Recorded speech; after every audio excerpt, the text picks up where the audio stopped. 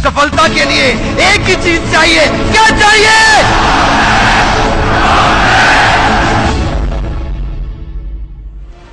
आज मैं कई ऐसे लोगों की बात कर रहा हूं जिनके जीवन से मुझे बड़ी इंस्पिरेशन मिली। केवल जिद्दी आदमी ही इतिहास रचता है, क्योंकि जिद्दी आदमी के पास एक महान लक्ष्य होता है। एक ऑर्डिनरी आदमी तो केवल तनख्वाह और इंसेंटिव देखता है, और जिद्दी आदमी बहुत बड़े महान लक्ष्य के साथ इतिहास रच देता है। हमारे देश के मुसलमान नाविक के बड़े गरीब बच्चे थे, शुरू से ही पढ़ाई में बहुत तेज थे, साइंटिस्ट बन गए, डीआरडीओ छोड़ के इसरो में चले गए।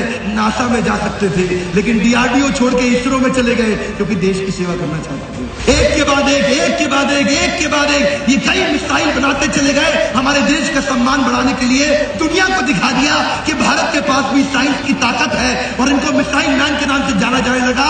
पीएचडी करना चाहते थे, नहीं कर पाए, लेकिन बाद में दुनिया भर की सारी यूनिवर्सिटीज ने अपनी पीएचडी की डिग्री इनको ऑनररी दे दी। हमारे देश के राष्ट्रपति हुए, इनका नाम है एपीजे अब्दुल कलाम।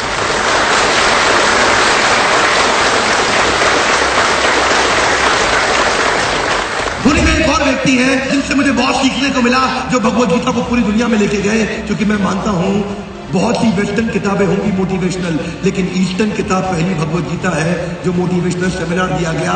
हमारे देश के कॉन्स्टिट्यूशन में कई अमेंडमेंट हुए, 5000 साल से भगवद गीता में कोई अमेंडमेंट नहीं हुआ।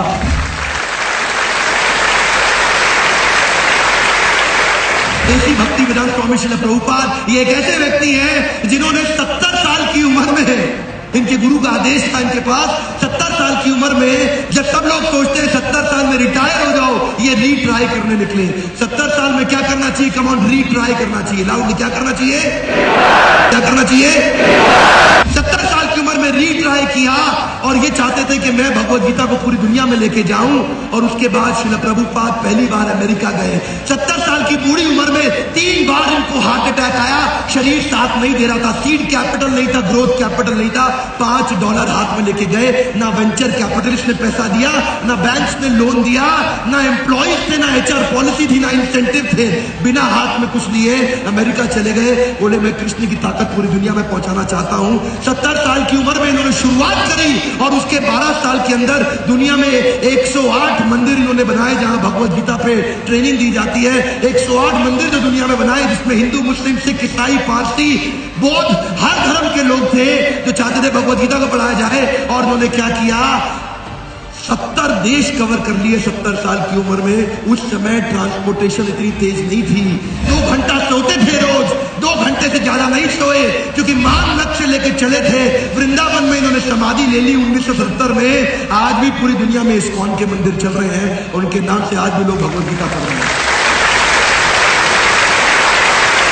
एक जिद्दी आदमी बहुत बड़े लक्ष्य के साथ चलता है। चाणक्य पंडित धनानंद ने उनसे बोला, धनानंद एक ऐसा राजा था भारतवर्ष में जो कि प्रजा से कर वसूलता था और जुए सट्टे लॉटरी में गवा देता था। चाणक्य ने उनसे कहा कि राजन, प्रजा से कर लेने के बाद उसको समाज की सेवा में वापस लगाना चाहिए।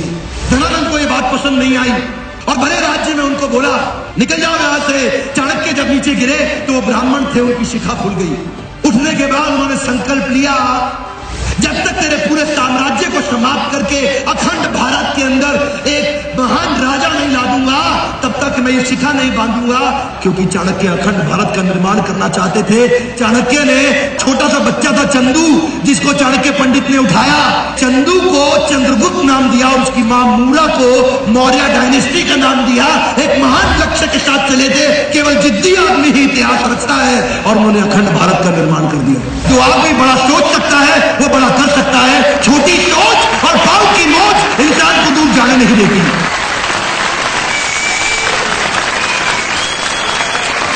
सफलता के लिए एक ही चीज चाहिए, क्या चाहिए?